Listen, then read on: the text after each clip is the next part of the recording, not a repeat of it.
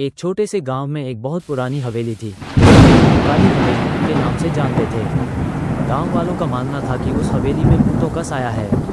कोई भी सनसेट के बाद उस तरफ नहीं जाता था। कहानी के मुताबिक कई साल पहले उस हवेली में ठाकुर वीर सिंह अपनी पत्नी और बेटी गायत्री के साथ रहते थे। गायत्री बहुत सुंदर और मासूम लड़की थी, लेकिन एक रात अचानक वह गायब हो गई। ठाकुर और उनकी पत्नी ने उसे बहुत ढूंढा, लेकिन उसका कोई सुराग नहीं मिला।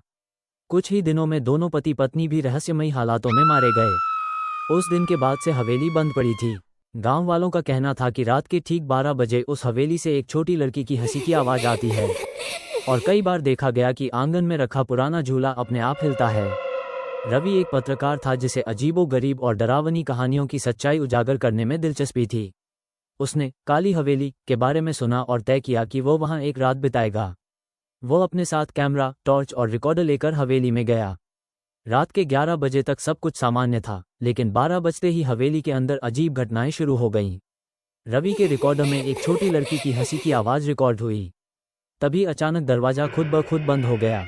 टॉर्च की रोशनी में रवि ने देखा, एक छोटी सी लड़की सफ़ेद फ्रॉक में झूले पर बैठी थी, लेकिन उसका चेहरा आधा जला हुआ था और उसकी आंखें पूरी तरह सफ़ेद।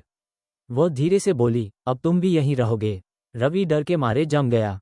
उसके पैर जैसे पत्थर के हो गए थे। तभी अंधेरे में एक औरत की परछाई दिखाई दी, शायद गायत्री की मां की आत्मा।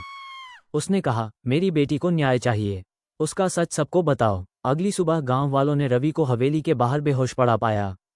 जब उसे होश आया, उसने देखा कि उसके रिकॉर्डर में सिर्फ एक ही वाक्य बार बार गूंज रहा था, वापस